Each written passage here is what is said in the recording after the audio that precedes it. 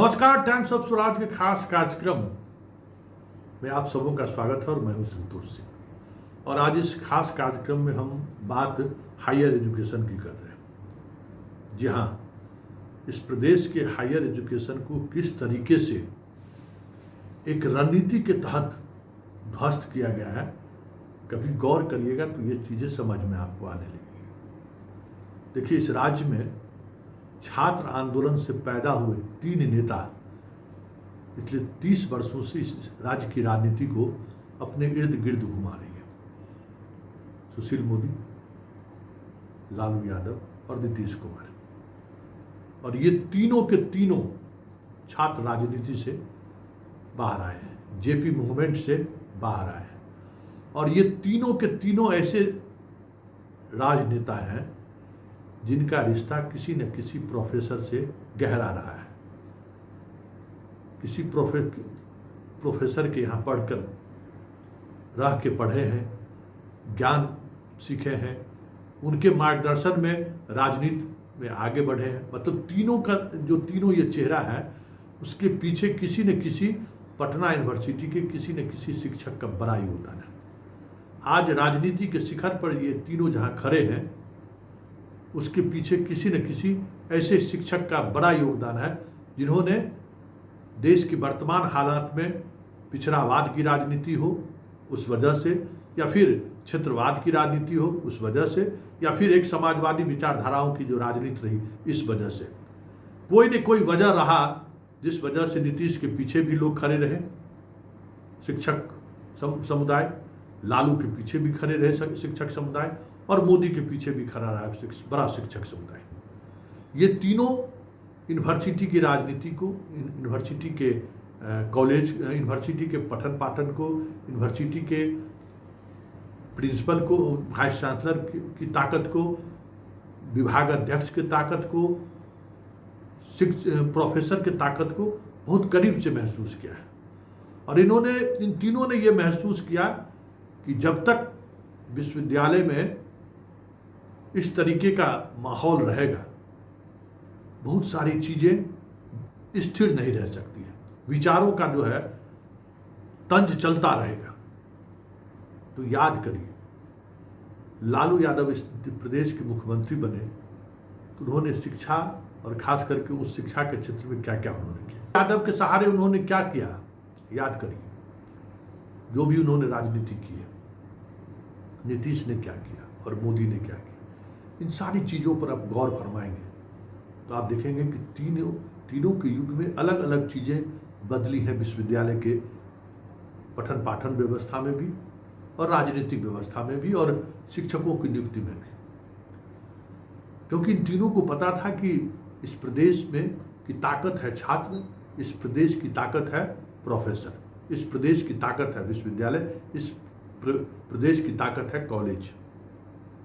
इन तीनों ने एक रणनीति के तहत ये जो एक बना हुआ था माहौल, या यूँ कहें कि एक तरीका था छात्रों का आगे बढ़ने का, वो सारी चीज़ों को ये लोग समझते थे कि कैसे कॉलेज में छात्रों को पढ़ाया जाता है, कैसे राजनीतिक रूप से ट्रेनिंग दी जाती है। तो इन तीनों ने सबसे पहले इसी की हत्या कर दी। गौर करिए, इन तीनों ने प्लान वे में हत्या किया और पूरी उच्च शिक्षा को इन तीनों ने मिलकर ध्वस्त कर दिया।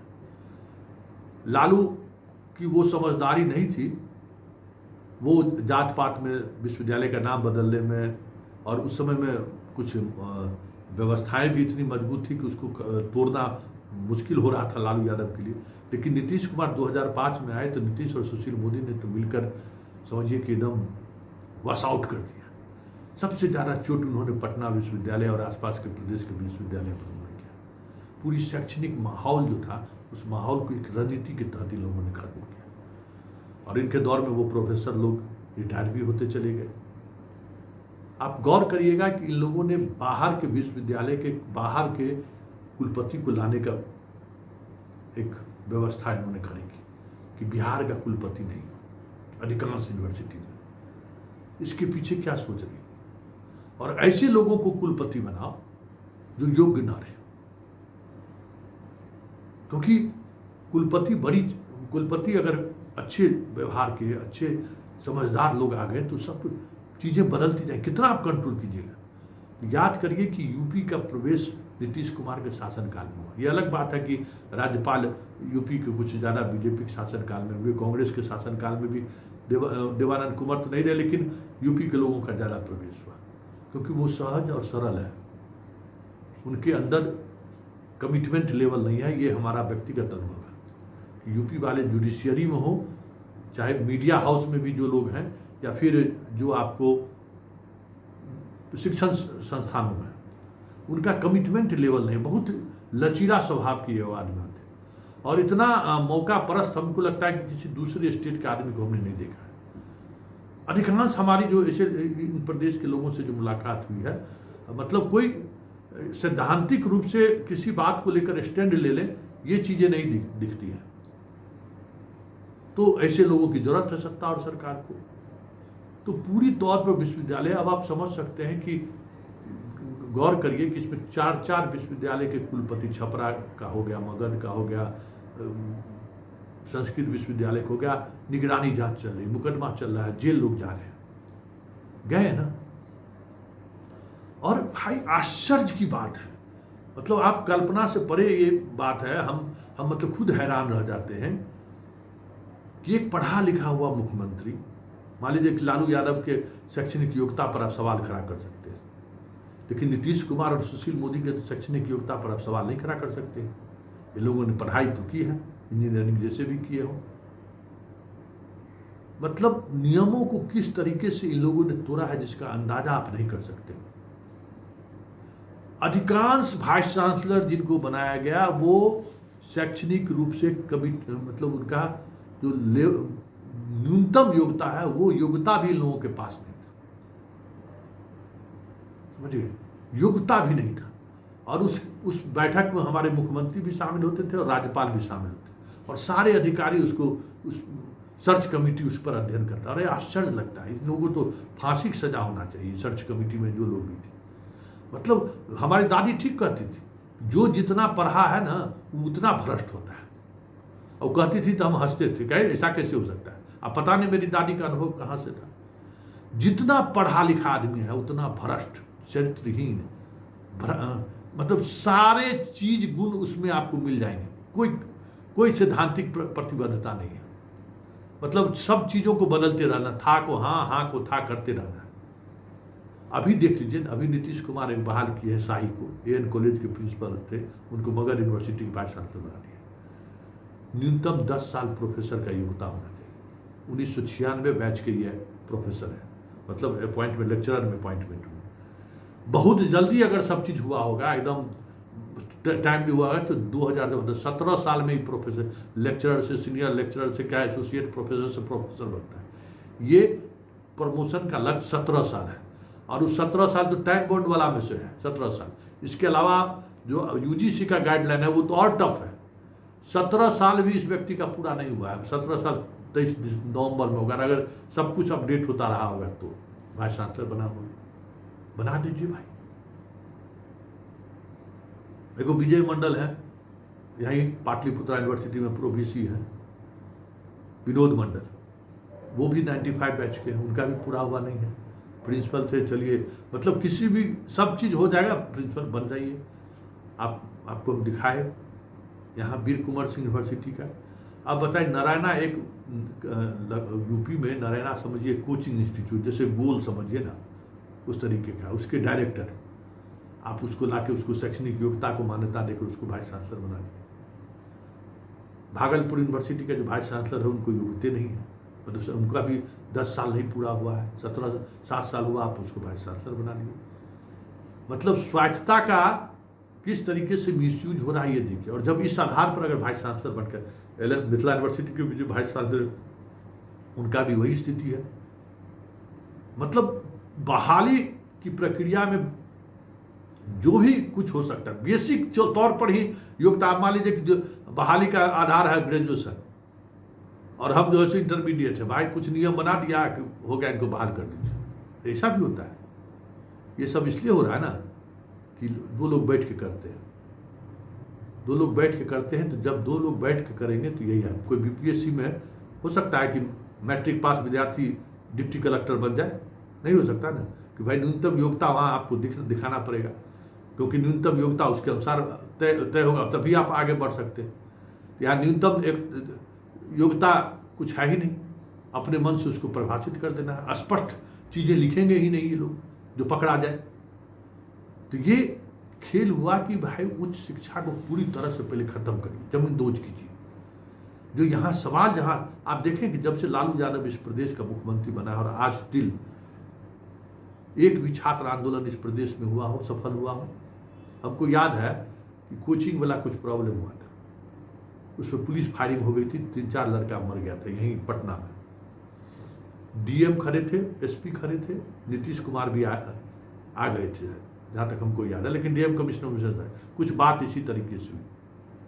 तो हमने कहा कि लालू और नीतीश कुमार ने और सुशील मोदी ने इस मुल्क का, मतलब बिहार का भ्रूण की हत्या कर दिया है। इस छात्र आंदोलन आपको दूसरा दिन नहीं चलेगा, आप याद रखिएगा। आप क्यों चिंतित हैं कि बापे पूरे बिहार में लहक जाएगा? कुछ लहकने वाला नहीं है। इस तरीके से इन लोगों ने उस भ्रूण की हत्या की है जिसकी आप कल्पना नहीं कर सकते। तो संजोग से नालंदे के थे डीएम भी हंसने लगे कि क्या संतोष जी आप क्या कह रहे हैं? अब के एकदम सही कह रहे हैं सर, आप लिख लीजिए, कल से कुछ यहाँ छापनी उबनी बजाने की जरूरत नहीं है। क्योंकि इन लोगों ने और कुछ नहीं किया, इस प्रदेश का जो सबसे पॉलिटिकल मिजाज छात्रों के अंदर जो रहता था उसी का इन्होंने दमन कर दिया। पढ़ाई लिखाई से चौपट, कोचिंग जाकर बच्चा पढ़ रहा है, कॉलेज रहे तब में, कॉलेज जाए तब में शिक्षकों से उस तरीके का संबंध बनता है। हॉस्टल लेने में शिक्षक मदद करते हैं, हॉस्टल में एक अलग तरीके का पॉलिटिक्स चलता है, कॉलेज में एक अलग तरीके का पॉलिटिक्स चलता है। हर जाति जाति में बटा रहता है, प्रोफेसर छात्र भी बटा रहता है। लेकिन इन सब के बावजूद, इतनी बुराई के बावजूद भी बहुत सारी अच्छाई ऐसी रहती है कि एक अलग तरीके का पॉलिटिकल आपके अंदर चीज़ें डेवलप करती हैं, और वो कतई भी गलत नहीं है। लेकिन इन लोगों ने पूरी रणनीति के तहत खत्म कर दिया, और उसी का नतीजा है कि आज कहीं से कोई आवाज नहीं उठ रही है। देख रहे हैं कोई आंदोलन सक्सेस हो रहा है, उसका कारण यही है। और सिर्फ ये बिहार में नहीं है, हम तो मोतिहारी सेंट्रल यूनिवर्सिटी देख रहे हैं। एगो यूनिवर्सिटी के वाइस चांसलर को भगाने में मेरा भी योगदान है। बताइए, फर्जी डिग्री, चला फर्जी डिग्री लेके आ गया, वाइस चांसलर बन गया। अब बड़ी हंगामा हुआ, राजस्थान से आया हुआ था, बड़ी हंगामा हुआ, अंत में उसको यूजीसी टर्मिनेट किया। एगो आए कुमार विश्वास के भाई, ये भी वैसे ही कलाकार निकले। अरे भाई, राष्ट्रपति भवन से भी जो वाइस चांसलर का अपॉइंटमेंट हो रहा है ना, वैसे ही हो रहा है। जिसको जो हो हुआ, सब कुछ उच्च शिक्षा में ही सारा दाव लगा दिया। अभी दिल्ली यूनिवर्सिटी में प्रोफेसर की बहाली हो रही, पता करिए कैसे लोग बहाल हो रहे। अरे भाई, जब शिक्षक ही बहाल सही तरीके से नहीं होंगे, गलत गलत लोग आ जाएंगे, अशिक्षित अयोग्य लोग आ जाएंगे, तो उस प्रदेश का क्या होगा? और इन लोगों को लगता है कि भाई अरे चलिए हमारे लोग को तो बहाल हो गए। देखिए, वामपंथी और संघी में दो फर्क है। एक बेसिक चीज समझ लीजिए, वामपंथी बहुत गलत किया, लेकिन पढ़े लिखे लोगों को बहाल किया, भले उसका पढ़ा लिखा मार्क्सों पर क्यों नहीं आधारित हो। संघ जितनी बहाली की है, आप जरा गौर करके देखिए। जो अब वीर कुंवर सिंह विश्वविद्यालय का जो वाइस चांसलर है ना, ये भी उसी कोटे से आया हुआ है। मैक्सिमम अब उसी कोटे से बहाल हो रहा है। देखिए कैसे लोग को बहाल करते हैं, क्योंकि कोई आइडियोलॉजी नहीं है। अरे हिंदुत्व कोई आइडियोलॉजी थोड़ी है, हिंदू मुसलमान कोई आइडियोलॉजी थोड़ी है। भाई, हम संस्थान कैसे चलाएं, संस्थान को रिसोर्स हम कैसे डेवलप करें, संस्थान में किस तरीके के लोगों को हम लोग मोबिलाइज करें, ये शिक्षण जरूरी है ना। तो ये शिक्षण संघ के पास है ही नहीं। संघ हिंदू मुसलमान से आगे बढ़ ही नहीं सकता है लव जिहाद से। तो पूरे देश स्तर पर आपको ऐसा ही वाइस चांसलर सब मिलेगा, एक से एक कार्टून वाइस चांसलर आपको मिलेगा। बिहार ही नहीं है, देश स्तर पर भी यही बात है। मोदी जी भी यही काम किए हैं, संघ भी यही काम किया कि आप कल्पना नहीं कर सकते हैं कि कैसे कैसे लोग टेबल बेंच सब वाइस चांसलर बना हुआ है। आप अंदाजा नहीं कर सकते। एक बार हम गए थे वैष्णो देवी टेक्निकल यूनिवर्सिटी, अब कलाम साहब बहुत बढ़िया बना है वहाँ। एगो दिल्ली यूनिवर्सिटी का IIT का एगो प्रोफेसर, उसका भी टर्म पूरा हुआ नहीं था, उसको बना दिए वाइस चांसलर। क्या खेला किया मत कही, उसकी चर्चा करना बेमानी होगा। अरे उसको तो छोड़िए, यहाँ जो आपका नालंदा विश्वविद्यालय बना है, उसकी जो प्रथम कुलपति जो बनी थी वो भी रीडर कैडर से थी, वो भी प्रोफेसर नहीं थी। हमने जब ये सवाल खबर चलाना शुरू किए तो कलाम साहब रिजाइन दी थी, अमर सेन उनको अपॉइंट किए थे, महिला VC थी। आप बताइए, दिल्ली यूनिवर्सिटी में JNU में पढ़ी और भाई आप योग्यता का सर्टिफिकेट देने वाले 10 साल जो मिनिमम क्वालिफिकेशन है वो होना चाहिए ना, कुछ नहीं। मतलब हमें जिम्मेवारी दी गई तो बस हमसे जो ऑब्लाइज हो सकता है हम कर सकते, चाहे तो आप कितना बड़ा आप बताइए, अमर सेन से बड़ा कोई आदमी हो सकता है, इतना बड़ा ज्ञानी इकोनॉमिस्ट, और उनको मौका मिला तो ऐसे महिला को उन्होंने बहाल कर दिया जो योग्यता नहीं रखती थी। और इस वजह से कलाम साहब, इसके फाउंडर ये हैं, उन्होंने रिजाइन दे दिया कलाम साहब जब ये खबरें चलनी शुरू हुई। तो ये सिचुएशन है, इस पूरे शैक्षणिक माहौल को इस तरीके से बर्बाद किया गया है जिसकी कल्पना आप शायद नहीं कर रहे होंगे। किस तरीके से बर्बाद किया गया है, वो भी एक रणनीति के तहत, एक सोच के तहत कि हायर एजुकेशन को खत्म कर दो। इस देश में जो आंदोलन, प्रोटेस्ट, किसी विचारधाराओं को लेकर जो संघर्ष होता है, सवाल सरकार से जो सवाल लोग करते हैं वो करना ही बंद कर दें, अपने जीवन में मस्त रहे। भाई ज्ञान रहे तब तो आप लड़िएगा ना, अज्ञानी बना दो। जो फैक्ट्री उस तरीके के लोगों को पैदा कर रहा था उस फैक्ट्री को ही बंद कर दो, उस फैक्ट्री में मोबिल ग्रीस व्रीस डालना बंद कर दो, अपने फैक्ट्री घिस घिस के खत्म हो जाएगा। तो हमारे यहाँ के तीनों ये छात्र नेता, मोदी जी भी उसी ब्रांड से संघ से आए हुए हैं, इन लोगों ने मिलकर जो उच्च शिक्षा का जो हाल किया है ना, 10 वर्ष बाद आपको न्यूटन्स का लॉ पढ़ाने वाला कोई प्रोफेसर नहीं मिलेगा, याद रखिएगा इस चीज। फिजिक्स का कैलकुलस बनाने वाला टीचर कोई नहीं मिलेगा आपको, याद रखिएगा। इस तरीके से इन लोगों ने मिलकर बर्बाद किया है एजुकेशन सिस्टम को, और कहते हैं कि हम जैसे प्राइवेट कर देंगे। अभी भी इस देश में IIT ने सर्वोच्च संस्था है, वहीं से लोग ना बन के आ रहे हैं। वो IIT को भी लोग खत्म करने के चक्कर में है, वहाँ भी कॉन्ट्रैक्ट पर बहाल कर रहे हैं, तो वो भी संस्था खत्म होगी। तो ये नीति है इन लोगों का कि एकदम सोची समझी रणनीति के तहत पूरे सिस्टम को लोगों ने खत्म किया है, और इसका प्रभाव पता नहीं आने वाली पीढ़ी को क्या भुगतना पड़ेगा। लेकिन इतना तय है कि इन सभी ने मिलकर इस प्रदेश को लूटा है, कोई दूसरों ने नहीं दिया है ना। गैरों में कहाँ दम था, गैरों में कोई दम नहीं था। इन लोगों ने सोची समझी रणनीति के तहत लूटा है, और उस लूट की वजह से बिहार की शिक्षा व्यवस्था कही जाए।